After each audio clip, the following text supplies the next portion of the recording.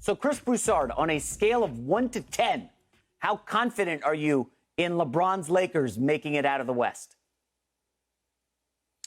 Well, before he went down with the little ankle tweak near the end of the game, I was a 7.5.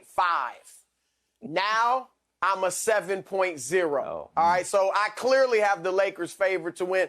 And look, it's possible in a one-game situation that they even fall to Golden State. Maybe Steph Curry gets hot. Maybe the groin bothers AD or the ankle with LeBron, and they could lose that. But they would beat Memphis, San Antonio, whichever team they play then. And so I clearly think the Lakers will come out of the West or have a great shot at coming out of the West. I really think, and look, I know LaVar Arrington is about to sing the praises of the Utah Jazz. And congratulations, Jazz. You've had a nice regular season. But the only team in the Western Conference that can beat the Lakers in a 7-game series if AD and LeBron play are the Los Angeles Clippers. And even then, I've got the Lakers favorite. So I think they got a good chance. Here's the things I like. Yesterday, I thought LeBron looked great. I thought he looked much better than he did in the 2 games he played a couple weeks ago before he re-injured the ankle. He had explosion. He was up in the air. He was turned in the corner. I thought he looked great. I loved in the middle of the second quarter when he goes to the hole, gets fouled hard, lands on the ground. Now, usually when LeBron gets fouled hard, he falls and he takes his time to get up and, you think it might be a season-ending injury or something. Yesterday, he popped back up immediately. And it was like he was sending a message to the rest of the league saying, yeah, playoff LeBron is in the house. So I love the attitude that he displays. Secondly, AD, I know yesterday only 14 points, but the last few games, he has shown signs of the old AD. Had 42 and 12, had 36 and 12, had 3 blocks in one of the games. So AD is looking better. And then over these last 5 games when the Lakers have been winning, AD and Andre Drummond have actually played well together. They've been a +9 net rating on the floor together. And what I like about the Lakers that will give anybody in the West, and really even the league, problems, is their size. At the beginning of last night's game or yesterday's game, you saw early on LeBron went inside. He backed down into the post. He drove into the post. He made cuts for layups in the paint. And then AD took his turn. And he was in the post a little bit. And, of course, Andre Drummond at times. The Lakers' size, they have a formula that's going to be tough for anybody in the league and anybody in the West. And that is their size on the offensive end and then their stellar defense. So I like what the Lakers have, and I think they should be the favorites to come out of the West. I'm with you there, Chris. I got them at about an 8.5. And it's simply because you never know what can happen with the injuries. Knowing the history of what this season has provided for the LA Lakers, it has been very up and down. We see AD constantly in and out of the lineup, constantly grabbing at something throughout the game. So that's my only concern, health. Barring they are healthy, I think that the Lakers win out of the West. They come out of the West simply because of something that you said. There's 2 things you mentioned, Chris, attitude and then their size. When we talk about attitude, you think about the greats. There's something that ticks on the inside of them come time of this season, which it's a completely different type of game. It's a completely different type of mentality. And I know a lot of people are like, well, you can't turn it on, you can't turn it off. Yeah, but you can when you're that great. And we've seen Tom Brady hit a switch and elevate everybody in that locker room, and then they went on to do something special this past year. And now we see LeBron having the same opportunity being awaited just this moment. It never was about the regular season. And when you get this deep in your career and you still have this type of talent that you can available to your team and to your personnel, like, you show up when it counts. And that's what LeBron is speaking of. Like, it doesn't matter who we got. It doesn't matter our seeding.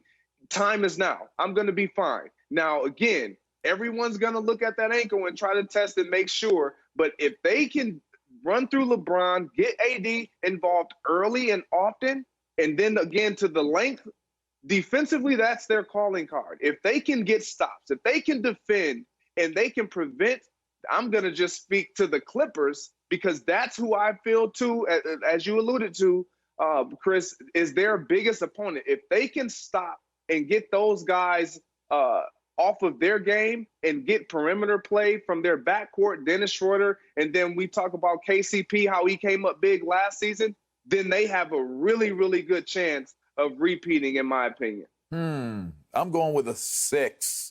Just above 500, not close enough to 100. I don't want to go up close to 10, and I don't want to live down at the 1.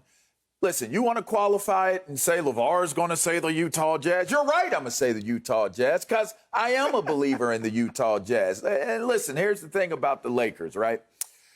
I've determined and I've come to the conclusion I'm not a Lakers hater. But what I am is a Laker. I am a Laker magnifying glass. I am a microscope, so to speak. And I've put it under. I put it on the Petri dish or took it on, put it on the slide, put it under the magnifying glass. And you know what I see? This big word, if. We should call them the LA Ifers. You know why? Because I think I counted at least 20 ifs in both of y'all's statement about and discussion point about the Los Angeles Lakers.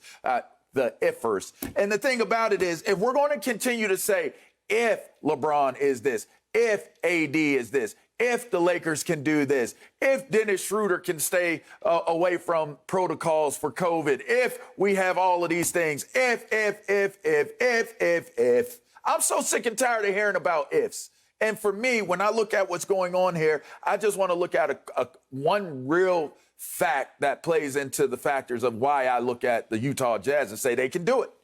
The Jazz versus teams over 500, they're 21-13.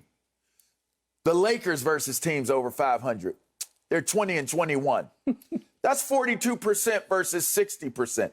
When I look at what they're going to do in the playoffs, to sit there and say, okay, yes, LeBron James can play at a higher level, but so is everybody else. Yes, AD can play at a higher level, but so is everybody else. I am so tired of this bandwagon mentality that we have towards this LA Ifers team.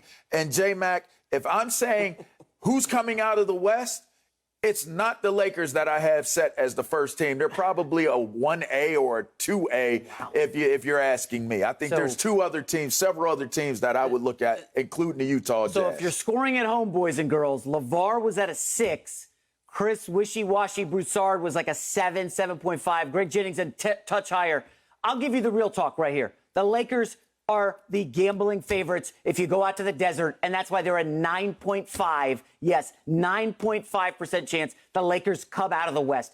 Chris, I cannot believe you and Greg Jennings continue to talk up these fraudulent paper clips. Do you know what happened to your Clippers in this final week of the season? They were so terrified of LeBron and AD. They were ducking them because they didn't want to see the Lakers in the second round, Chris. Seriously, the Clippers tanked against OKC and Houston, the two worst teams in the league, just so they wouldn't have to face the Lakers in the second round. LeVar, this isn't even about the first round. They wanted that 4 so they would face Utah, okay, in the second round, and then, we'll face the Lakers in the conference finals if we have to. That's the confidence level of your Clippers that you guys think has a chance. This is all about LeBron and Anthony Davis. And what you've seen, LeVar, with this 20-21 record against teams over 500, hello, Anthony Davis missed 9 weeks, okay? LeBron missed 26 of 28 games. Stop with that, okay? It's the truth, Lakers, but that's the reality. LeVar, this is what you need. That's the reality. Yeah, they missed a bunch of games. The Lakers, despite losing AD and LeBron, 2 top 10 guys in the league, for so long,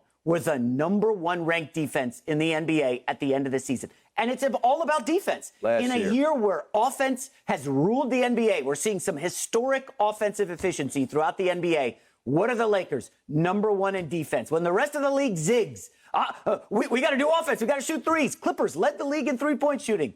Who cares? It's all about defense. The Lakers will rule defensively. They will come out of the West without question. First of all, J-Mac, I don't know what invisible Clippers fan you're yelling at. Greg and I picked the Lakers. Like the Clippers. All right, we just said the Clippers are a good team and they got a shot. That's it.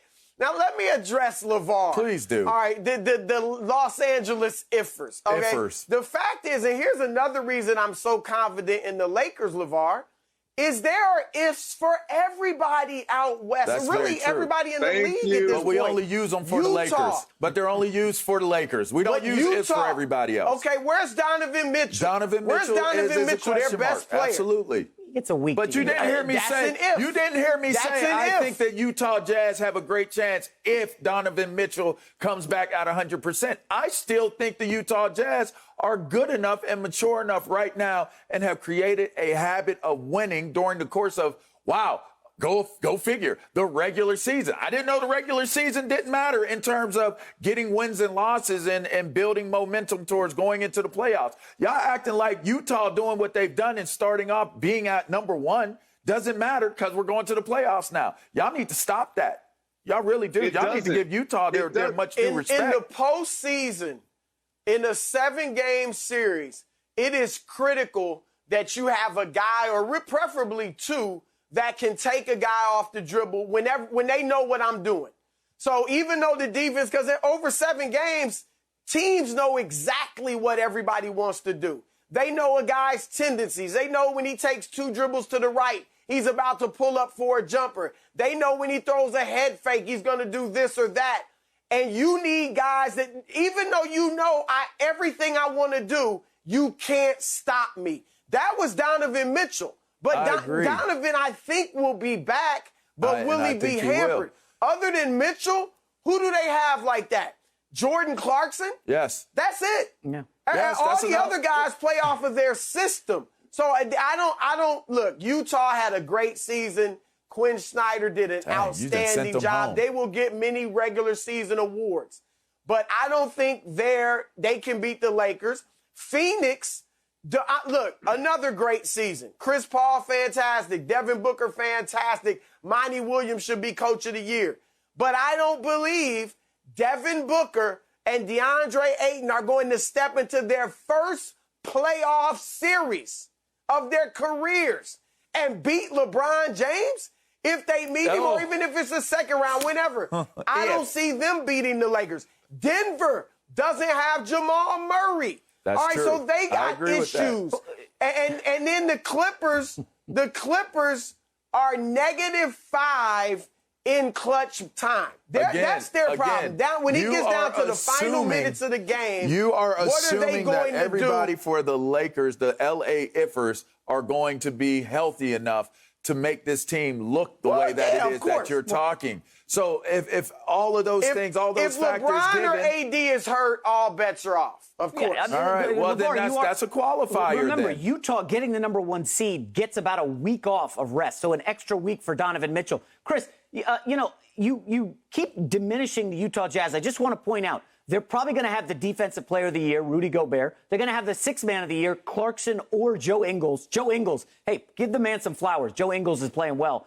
And the only 2 50-win teams in the league this year are Phoenix and Utah. So this is a tough West. LeBron's road will be extremely challenging. Phoenix, they got Chris Paul, who might be first-team All-NBA.